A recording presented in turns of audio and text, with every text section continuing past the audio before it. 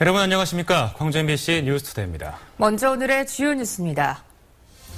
한가위 대목이 다가오면서 전통시장을 찾는 사람들이 늘며 분주한 하루가 시작되고 있습니다. 아시아 문화전당이 부분 개관됐지만 개방이라고 하기에는 어려울 정도로 콘텐츠 부족 등이 눈에 띄게 드러나고 있습니다. 전남대 의과대학이 이번 주부터 화순으로 이전을 시작했습니다. 백신 특구와 연계한 시너지 효과가 예상됩니다. 1인 가구 증가로 명절 선물 포장도 갈수록 작아지면서 발빠른 농민들이 빠르게 대처하며 경기 불안을 이겨내고 있습니다. 최근 국립아시아 문화전당이 부분 개관돼 일반에 개방됐지 않습니까?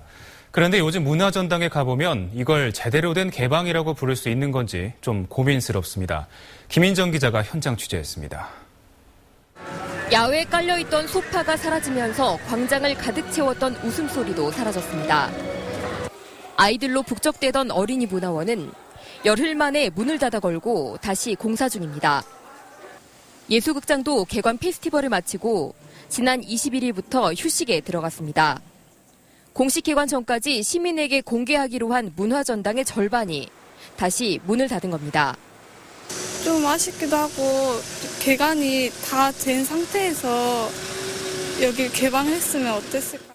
지금부터 10월까지 관람객들이 볼 수 있는 건 전시 일부가 열리는 정보원과 창조원, 그리고 공사 소음이 가득한 광장입니다.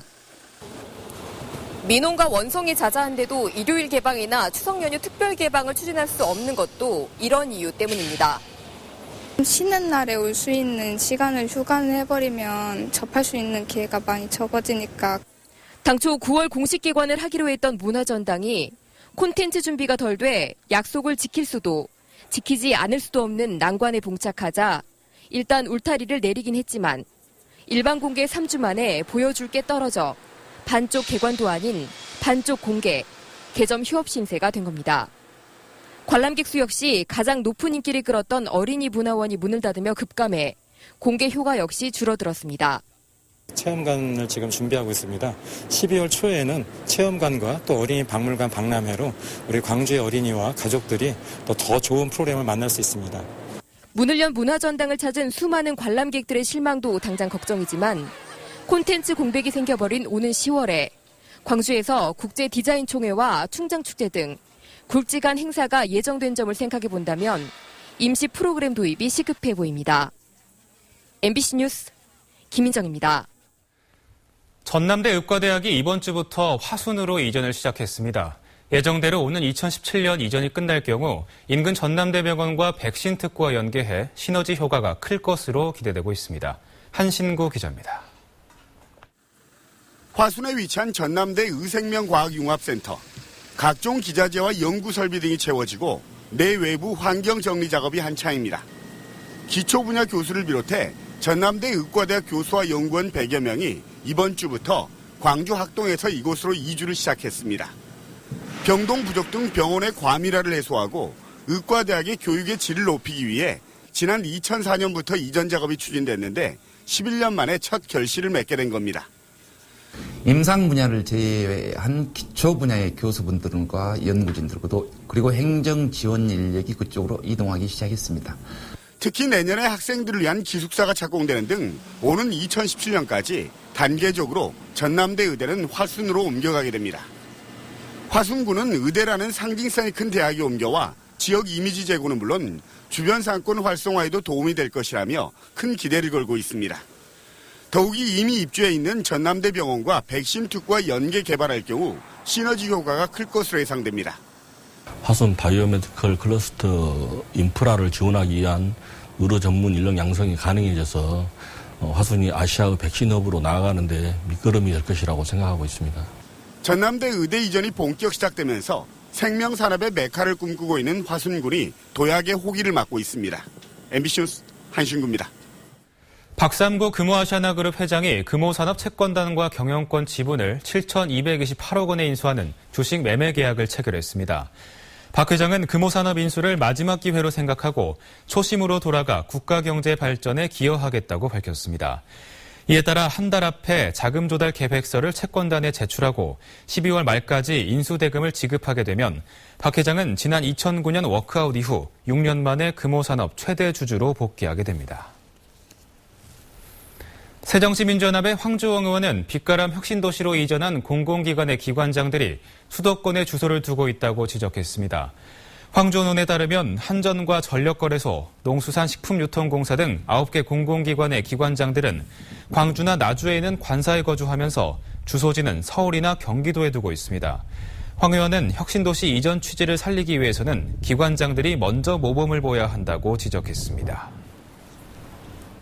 추석을 하루 앞두고 있습니다. 오늘 대체로 맑은 가운데 한낮에 광주가 28도까지 오르면서 어제보다 조금 더 덥겠습니다. 현재 전남 지역을 중심으로는 안개가 짙게 껴있는데요. 이 안개는 기온이 오르면서 빠르게 사라지겠고 낮 동안에 뜨거운 가을볕이 내리쬐겠습니다. 현재 광주가 20도로 어제 같은 시각보다 2도가량 올라 비교적 포근한 아침이고요. 낮에는 어제보다 1도에서 많게는 3도가량 더 오르겠습니다. 담양과 광주가 28도, 구례 28도, 화순 29도, 순천 27도가 예상됩니다. 날씨였습니다. 한가위 대목이 다가온 전통시장의 아침은 어느 때보다 분주했습니다. 이 경기 좋다는 얘기를 언제 해봤나 싶다는 상인들도 이번 명절은 기대가 된다고 합니다. 양현승 기자입니다. 동이 터오는 이른 아침 시골장. 구부정한 허리로 시장 한모퉁이에서 고사리 근수를 떠보고 언제 다 팔릴까 싶은 배추를 키만큼 쌓아둔 할머니. 상인들은 하루 내 흥정을 벌일 자리를 잡느라 바쁩니다. 그전부터 자리가 다 있어요. 자리가 있어야 그래야 싸많고 뭐 그게 없지. 새벽 4시부터 직접 기른 채소를 들고 나온 할머니. 고단한 묻은 손으로 애꿎은 콩과 열무를 다시 쌓아봅니다. 가지런히 쌓으면 다친 지갑이 열릴까. 옛날에는 괜찮았어요. 근데 지금은 장사가 안 돼요. 그러니까 너무나 이것이 없다는 결론이요. 돈이 없다는 거. 매달 4일과 9일마다 열려 사구장으로 불리는 무한읍 전통시장의 수십 년 대목 난장은 올해가 마지막입니다. 정겨운 시장터를 뒤로 하고 내년 여름 현대식 건물로 시장 전체가 옮겨가기 때문입니다. 재래시장에 넘쳐나는 우리의 정은 그대로 옮겨가고 우리 소비자들이 안전하고 깨끗한 상태에서 위생적으로 농수산물을 거래할 수 있도록. 남는 것 없다는 말이 마냥 엄살로만 여겨지지 않는 시절이 끝모르고 계속되는 사이. 그렇게 추석은 또 다가오고 있습니다. MBC 뉴스 양현승입니다. 세월호 참사 이후로 여객선을 탈 때는 반드시 신분증을 지참해야 하는 등 신원 확인 절차가 강화됐습니다. 섬 주민들이 간소화를 요구하고 있지만 해양수산부는 안전이 우선이라며 완화할 수 없다고 밝혔습니다. 신광하 기자가 보도합니다. 4일간의 연휴로 이어지는 올 추석은 지난해보다 5%가량 증가한 18만 8천 명이 목포와 완도항을 통해 섬 고향을 찾을 것으로 보입니다. 귀성객들의 편의를 위해 오는 25일부터 5일간 목포와 완도항에서는 여객선 63척이 2,800회 운항합니다. 평소보다 여객선은 3척, 운항 횟수는 580회 늘어난 겁니다. 지난해보다 달라진 점이 있다면 배 시간보다 최소 10분 이상 여객선 터미널에 서둘러 도착해야 한다는 것. 여객선을 이용할 때는 주민등록증이나 운전면허증 등 신분증이 반드시 필요합니다. 신분증이 없을 경우는 여객선 터미널 2층에 마련된 무인민원 발급창구에서 주민등록 등본을 발급받으면 됩니다. 그러나 무인발급기 이용에 시간이 걸리고 지문 인식이 되지 않으면 배를 놓치는 낭패를 볼 수 있습니다. 그걸 못 갖고 왔어요. 일을 하고 그래 일을 많이 해가지고 지문이 없어져 그래요. 그래서 이게 인식이 안 되는군요. 섬 주민들은 신원 확인 절차를 간소화해 줄 것을 요구하고 있지만 해양수산부는 안전이 우선이라며 완화할 계획은 없다고 밝혔습니다. 이렇게 확인하는 절차에 대해서 그것이 축소됨에 따른 리스크는 모두가 원하지 않는 사항이라고 생각을 합니다. 연휴 기간 서남해 여객선의 안전 운항을 위한 준비는 모두 마무리됐습니다. 그러나 여객선 안전의 시작은 불편해도 안전을 택하겠다는 시민들의 합의가 더욱 중요합니다. MBC 뉴스 신광하입니다. 올해도 광주 하남동 주민센터에 몰래 기부가 이뤄졌습니다. 하남동 주민센터는 지난 22일 밤 11시쯤에 누군가 주민센터 주차장에 사과 50상자를 놓고 갔는데 지난 2011년부터 매년 명절 때마다 과일 상자를 기부하는 익명의 기부자가 놓고 간 것으로 보인다고 밝혔습니다. 이 기부자는 지금까지 8차례에 걸쳐 과일을 두고 갔고 주민센터는 기부품을 저소득 가정에 전달해왔습니다. 어린이집 누리과정 예산을 둘러싸고 교육부와 전국 시도교육감 사이에 갈등의 골이 깊어지고 있습니다. 전국 시도교육감 협의회에 따르면 광주와 울산, 대전 등 시도교육감 10여 명이 황우여 교육부 장관과 간담회를 가진 자리에서 누리과정 예산을 정부 의무지출 경비로 지정해달라고 요구했지만 교육부는 해법을 제시하지 못했습니다. 이에 따라 교육감들은 시민사회단체와 연대를 통해 누리과정 예산의 심각성을 알리는 한편 노숙직무나 단식투쟁 등을 통해 정부를 압박하는 방안을 검토하고 있습니다. 한국사 교과서 국정화 방침에 대한 반발이 거세지고 있는 가운데 광주 전남 지역 역사 교수들도 반대 목소리에 힘을 실었습니다. 광주 전남 역사학 교수들로 구성된 호남사학회는 성명서를 통해 한국사 교과서 국정화가 추진될 경우 대한민국의 자랑스러운 업적이 과거로 되돌려질 것이라며 반대 입장을 냈습니다. 호남사학회는 역사학계와 교육 현장에서 찬성하지 않은 교육 정책은 좋은 성과를 거두지 못했음을 기억해야 한다고 강조했습니다. 광주 장애인 차별철폐연대는 광주 버스터미널에서 기자회견을 갖고 지난 7월 서울중앙지법이 버스회사들을 상대로 장애인 이동에 정당한 편의를 제공해야 한다며 휠체어 승강 설비 도입 등을 판결했지만 여전히 이동권 보장이 개선되지 않고 있다고 밝혔습니다. 차별철폐연대는 이동편의 증진법이 제정된 지 10여 년이 되었지만 대중교통을 이용할 수 있는 장애인의 권리는 심각한 제약을 받고 있다며 국가인권위에 진정을 하겠다고 밝혔습니다. 추석을 앞두고 배상자를 받고 원산지를 속이는 이른바 박스가리 수법을 통해 다른 지역의 배가 나주배로 둔갑하고 있습니다. 한 푼이라도 더 받기 위해 생산자와 유통업자 할 것 없이 원산지를 속였습니다. 정용욱 기자입니다. 영암에서 수확한 배가 차량에 실려 나주배 선별장으로 들어갑니다. 선별기를 통과한 영암배는 나주배 상자에 담겨 나주산 배로 둔갑합니다. 나주배만 처리하는 선별장에 영암배가 입고될 수 있는 건 나주배 생산 농가의 명의를 도용해 나주배인 것처럼 위장했기 때문입니다. 원산지 단속에 걸린 영암배는 모두 11톤으로 4,400만 원어치에 이릅니다. 짐은 또 이런 거 미안합니다. 원산지 위반은 도소매 유통업체도 예외가 아니었습니다. 나주의 한 인터넷 주문업체는 상자를 바꿔치기해서 영암배 300kg을 나주배로 만들었고 광주 서부 농수산물 도매시장의 한 청과 역시 영암배 60kg을 나주배로 이른바 박스가리를 하다 단속에 걸렸습니다. 추석을 앞두고 7.5kg들이 한 상자를 기준으로 나주배가 영암배보다 2, 3천 원가량 더 비싸다 보니 원산지 위반이 기승을 부리고 있는 겁니다. 문제는 원산지를 속이면 소비자는 당할 수밖에 없다는 점입니다. 배 자체 업무를 가지고 나주배냐 나주배가 아니냐라는 부분은 구분하기 불가능하다고 봐야 되겠죠. 농산물품질관리원은 홈페이지에 적발된 업소 명과 주소, 위반 내역을 공개했습니다. MBC 뉴스 정용욱입니다. 광주지법 순천지원은 횡령과 배임 혐의 등으로 구속 기소된 중흥건설 정원주 사장에 대해 징역 2년 6개월에 집행유예 4년을 선고했습니다. 재판부는 횡령과 배임이 조직적으로 이루어지는 등 죄가 가볍지 않지만 비자금의 상당 부분이 회사 업무와 관련된 용도로 사용됐다며 양형 이유를 밝혔습니다. 법원은 또 횡령 등에 가담한 중흥건설 부사장 이모 씨에 대해 징역 2년에 집행유예 3년을, 중흥 측으로부터 뇌물을 받은 전 광양경제청장 최모 씨에 대해서는 징역 1년에 집행유예 2년, 벌금 3천만 원 등을 각각 선고했습니다. 대학생 아르바이트 실태조사 결과 각종 법규 위반과 인권 침해가 심각한 것으로 드러났습니다. 광주시가 지난 7월과 8월 여름방학 동안 대학생 알바 실태 모니터링을 한 결과 전체 조사 대상 390여 곳 가운데 73%가 근로계약서를 작성하지 않은 것으로 드러났습니다.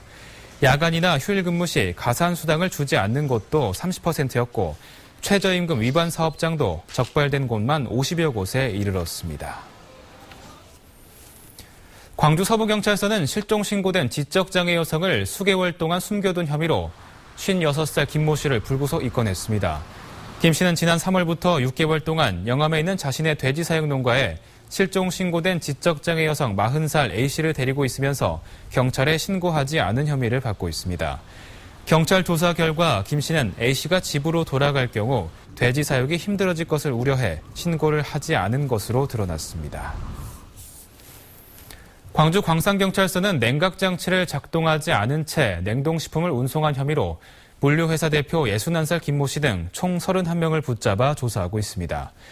김 씨 등은 지난 8월 한 달 동안 냉각장치를 작동하지 않은 채 만두와 육류 등 냉동식품 총 57톤, 시가 22억 원어치를 경기도 시화에서 담양까지 운송한 혐의를 받고 있습니다.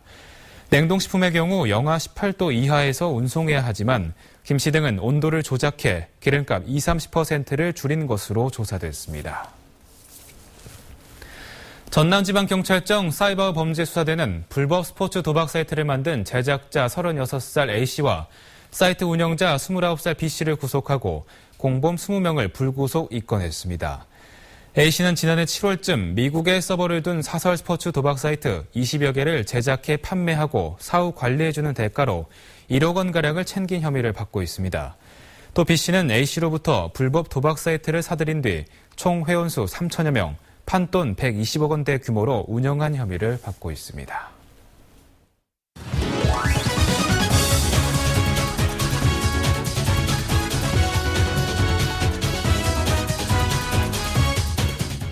스포츠투데이입니다.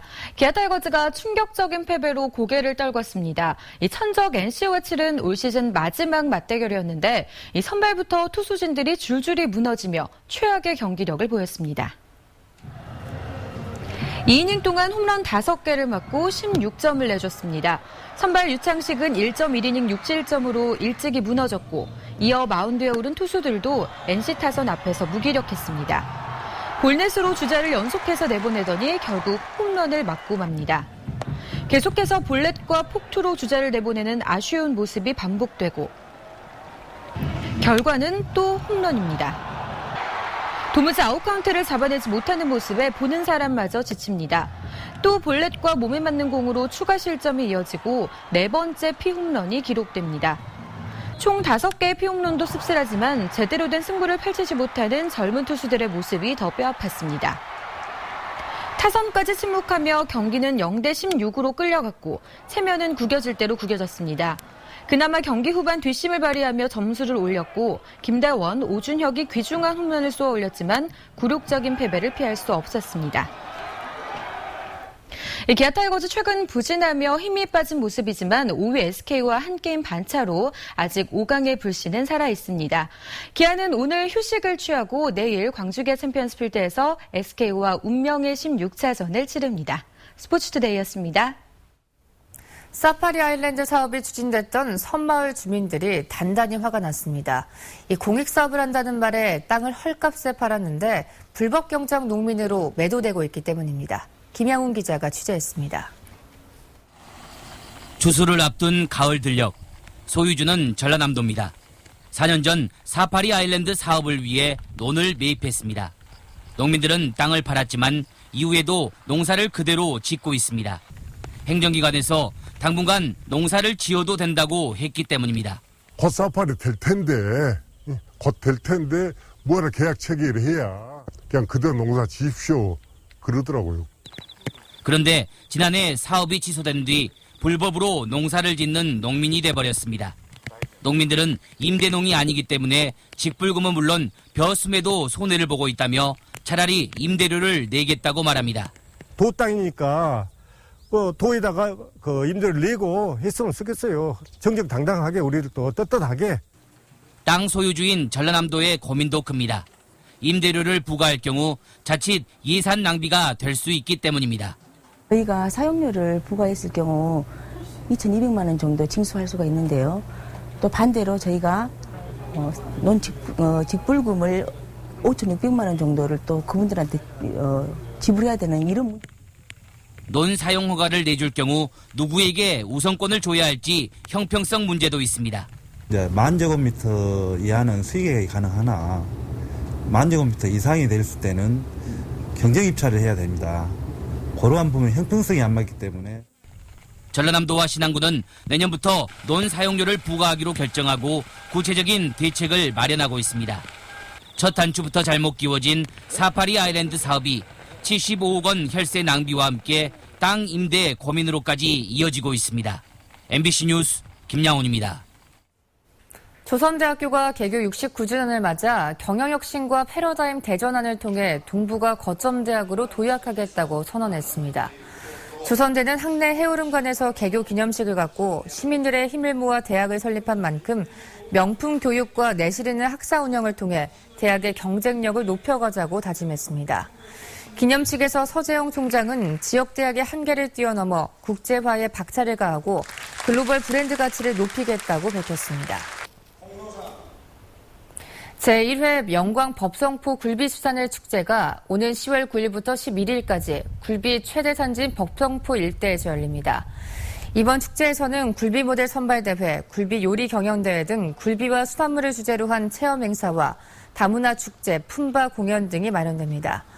영산군은 특산물 홍보 판매장을 운영하며 행사 기간에는 굴비와 모순잎떡 등 특산품을 10% 할인 판매합니다.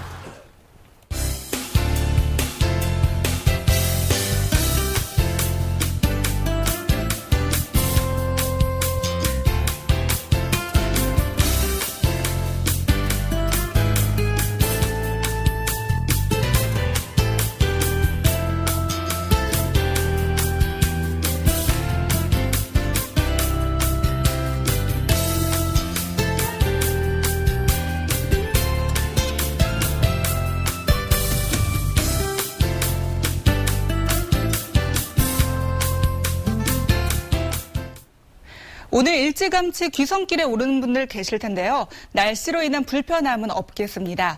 한낮에는 광주가 28도까지 오르면서 낮 동안에 다소 덥게 느껴지겠습니다. 현재 광주의 가시거리가 20km로 쾌청한 편이고요. 하지만 전남 지역을 중심으로는 안개가 짙게 껴 있습니다. 이 안개는 기온이 오르면서 빠르게 거치겠고 낮 동안에 뜨거운 가을볕이 내리쬐겠습니다. 현재 광주가 20도로 어제 같은 시각보다 2도 올라 비교적 포근한 아침이고요. 낮에는 어제보다 1도에서 많게는 3도가량 더 오르겠습니다. 광주와 담양이 28도, 화순 29도, 목포 26도, 장흥 28도가 예상됩니다.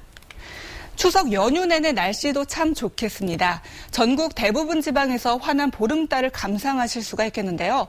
다만 태풍 두지안의 간접 영향으로 남해상을 중심으로는 높은 파도가 일 것으로 보여 백길 이용하는 분들은 참고하셔야겠습니다. 연휴가 끝나는 수요일부터는 낮 기온이 25도 아래로 떨어지면서 한층 더 쌀쌀해지겠습니다. 날씨였습니다.